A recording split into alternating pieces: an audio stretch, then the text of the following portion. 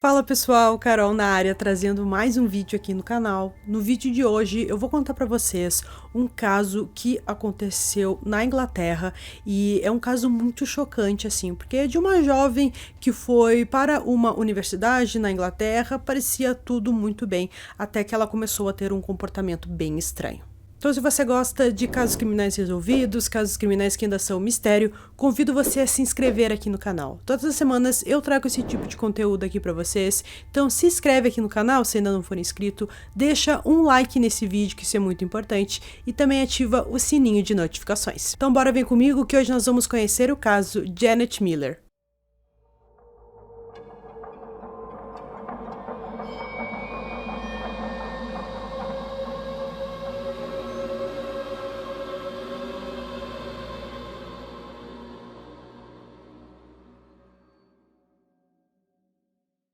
No dia 25 de novembro de 1993, Ramona, uma mãe solteira, deu à luz as gêmeas Janet e Selina. Conforme cresciam, as irmãs ficavam inseparáveis. Elas passavam muito tempo juntas se divertindo. As meninas não falaram até os 4 anos de idade, e com isso elas inventaram sua língua para se comunicar entre si. À medida que as meninas cresciam, muitos relataram que Janet tinha inúmeras amizades próximas, e que ela sempre foi protetora em relação à sua irmã. Conforme Janet ficou mais velha, ela desenvolveu uma grande paixão por esportes e também pela sua educação, nunca querendo perder nenhum dia de escola ou de treino do futebol local.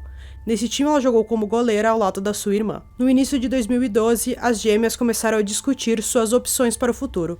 Na época a família residia em Berlim, mas elas queriam ir para uma universidade no Reino Unido. Devido à proximidade das duas garotas, ambas decidiram se matricular na Universidade de Bray, mas em cursos diferentes. Foi no verão de 2012 que Janet foi informada de que havia recebido uma vaga no campus de Eastbourne na Universidade de Bray. Sua irmã também recebeu uma vaga em uma universidade próxima.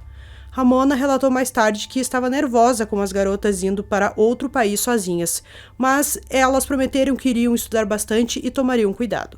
Em setembro de 2012, as gêmeas se separaram pela primeira vez. Isso parecia um pouco assustador no início, mas depois cada uma seguiu ali seu caminho, foram fazendo amizades no meio do caminho, se ambientando com a universidade, parecia que estava indo tudo muito bem.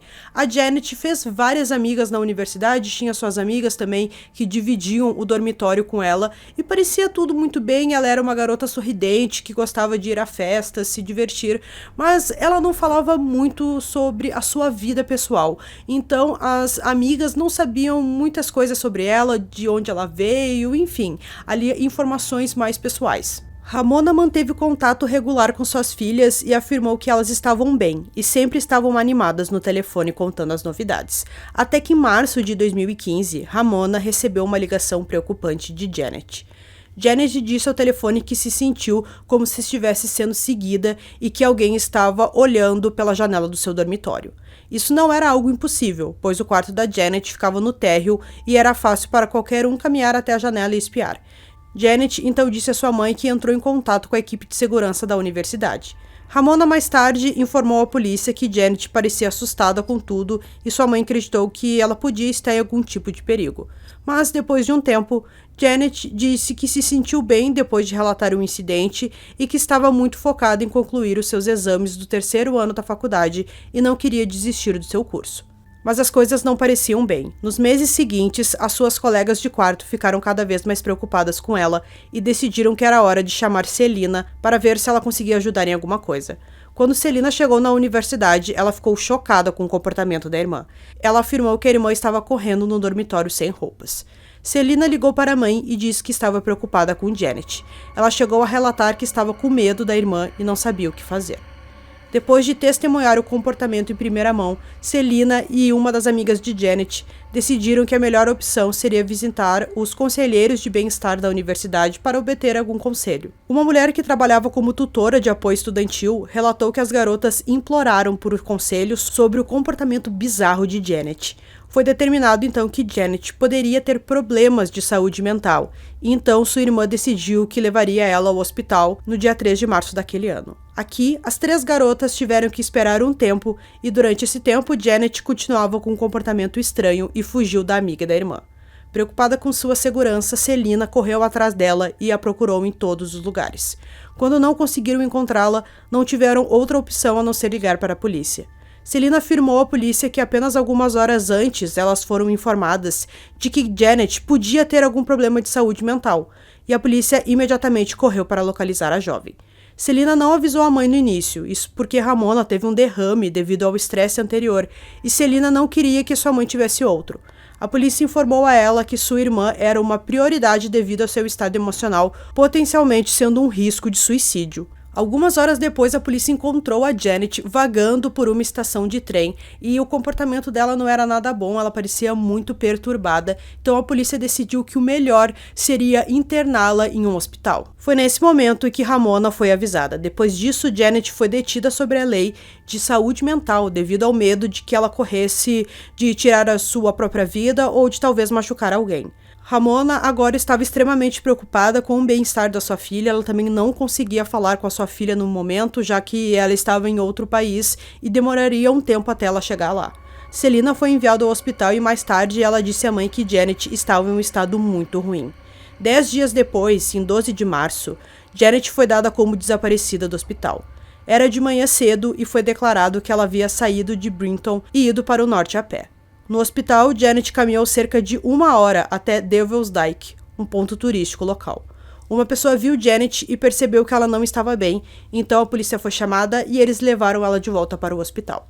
Ao retornar, Janet ficou mais agitada com o passar do dia e novamente ela conseguiu escapar. Dessa vez, acredita-se que ela saiu por uma das portas do hospital e escalou uma parede de 2,5 metros. Era 10h15 da noite quando um membro da equipe notou que Janet não estava em seu quarto e relatou seu desaparecimento. A polícia entrou em contato com a família e amigos de Janet, e ao lado da polícia, todos se reuniram para procurar por ela nas ruas. Enquanto isso acontecia, Celina telefonou para a mãe para informá-la de que Janet havia escapado mais uma vez. Era tarde da noite e Janet foi relatada vestindo apenas uma jaqueta fina de manga comprida e uma saia curta. Estava muito frio nessa época do ano e isso aumentou as preocupações. Mas o fato dela ter escapado de um hospital psiquiátrico 2 vezes em um dia despertou preocupações mais profundas. Mais uma vez, Janet foi listada como uma pessoa desaparecida de prioridade máxima. Ao ouvir a notícia, Ramona decidiu que precisava estar no Reino Unido e embarcou no próximo voo disponível. Aqueles que cuidavam de Janet no hospital afirmaram à polícia que ela teve vários episódios psicóticos e que ela era incapaz de tomar decisões claras e também corria o risco de exposição a sérios danos. Devido a isso, o Departamento de Polícia de Sussex decidiu lançar muitos apelos na mídia nas primeiras horas do seu desaparecimento. Depois que a polícia reuniu informações sobre onde Janet poderia ter ido, outros policiais decidiram verificar as câmeras de segurança dentro da área do hospital. Depois de ver as câmeras, eles descobriram que às 10h30 daquela noite, quando Janet foi flagrada pela primeira vez pelas câmeras, enquanto passava pela estação de trem de Ports Lane. Isso ficava a cerca de 2 quilômetros do hospital, e a polícia afirmou que quando Janet saiu do metrô, ela parecia determinada e sabia exatamente para onde estava indo. A polícia foi enviada para a estação e havia temores de que Janet pudesse ter embarcado em um trem. Mas a polícia sabia que ela não tinha nenhum pertence pessoal ou algum dinheiro com ela, então seria muito difícil ela comprar uma passagem de trem. Mais uma vez, após os extensos apelos nas mídias sociais, um motorista de táxi ligou para a polícia. Ele disse que por volta das 11h30 viu Janet entrando na área de Trafalgar Road. Isso não era tão longe da estação de trem e, portanto, a polícia acreditava que era um avistamento credível. Isso também significava que Janet ainda estava na área e não estava a quilômetros de distância em um trem. Um pouco mais tarde, perto da 00h23, Janet foi vista andando na Boundary Road, depois de ser flagrada pelas câmeras de segurança. Agora parecia que ela estava voltando pelo caminho que tinha vindo. A polícia sabia que Janet ficaria desorientada devido à medicação que estava tomando. Mas o fato dela agora parecer estar vagando sem rumo era ainda mais preocupante. O próximo avistamento significativo de Janet foi a 1h08 da madrugada, em Kingsway Western End, cerca de 2 quilômetros de onde ela foi vista pela última vez. Aqui, ela se aproximou de um posto de gasolina e pediu um refrigerante. A assistente, que trabalhava naquela noite, perguntou a Janet se ela estava bem e ela respondeu que estava tudo certo. À 1h13, Janet ainda estava sozinha quando se aproximou de um veículo do outro lado da estrada. As imagens mostram ela inclinada em direção ao veículo, como se estivesse falando com o motorista. Mas ela não falou com o motorista por muito tempo, antes de se afastar na direção de Seaford Road. No dia seguinte, a busca por Janet continuou. Às 2h05, a polícia recebeu uma ligação de um morador que morava em Crowley, a 30 quilômetros de onde Janet foi vista pela última vez. Ele disse que encontrou um carro em um terreno particular que estava em chamas. Ele também afirmou ter visto um jovem saindo do local e ele também disse que viu um braço saindo do porta-malas. Na chegada, a polícia encontrou um corpo feminino parcialmente queimado no porta-malas do carro. A mulher recebeu inúmeras queimaduras pelo seu corpo e isso, é claro, dificultou sua identificação. Com Janet sendo uma das únicas mulheres desaparecidas na área, a polícia realizou um teste de DNA e esse teste confirmou que o corpo era dela. Em um exame mais tarde, foi visto que ela sofreu um traumatismo contundente na cabeça que a deixou inconsciente. A causa da morte de Janet foi estabelecida como sendo a fumaça que ela inalou, o que significa que Janet ainda estava viva enquanto estava no porta-malas. A polícia descobriu que o carro em chamas era alugado e eles foram atrás da loja para saber quem alugou aquele carro. Registros afirmavam que o carro foi retirado no nome de uma mulher, mas nas câmeras de segurança a polícia descobriu que o motorista era realmente um homem. A polícia localizou a mulher e descobriu que o veículo foi alugado no dia 11 de março. Ao questionar a mulher, ficou claro que ela não tinha ideia do que o carro tinha sido alugado no nome dela. Quando eles mostraram as imagens para ela, ela identificou o homem como seu namorado, Christopher Jeffrey Shawn.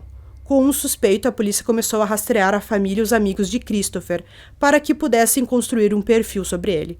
Muitos de seus amigos íntimos afirmaram as mesmas coisas sobre ele, que ele estava envolvido com drogas e que gostava de inventar histórias. Sua namorada também afirmou que Christopher a informou que ele havia causado a morte de uma garota, mas ela conhecia suas histórias e acreditou que ele estava apenas mentindo.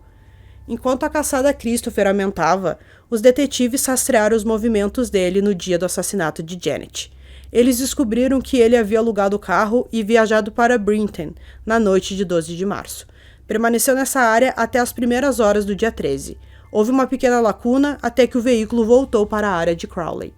Depois ele foi para Londres e, em seguida, voltou para a mesma área. Aqui, o carro foi visto em um posto de gasolina local. As imagens mostram Christopher saindo do carro com uma lata verde. Ele então colocou um pouco de gasolina na lata. Isso levou a polícia a acreditar que Janet estava morta nesse momento. Após isso, o carro foi visto se afastando e pouco depois, o carro foi incendiado. Foi no dia 17 de março que Christopher foi preso. Durante o seu interrogatório, ele se recusou a falar e disse sem comentários para todas as perguntas. Mas a polícia acreditava que tinha provas mais do que suficiente para acusar Christopher pelo assassinato de Janet. No julgamento, ele afirmou que ele recebeu o carro por 2 homens chamados Steve e Mike e que eles haviam levado o carro. Ele afirmou ainda que eram traficantes de droga e que não sabia o que havia acontecido, mas ele acreditava que aconteceu um roubo e isso não deu certo. Quando os 2 homens reapareceram com o carro, eles aparentemente seguraram Christopher sob a mira de uma arma e ordenaram que ele destruísse o carro, e é por isso que ele queimou.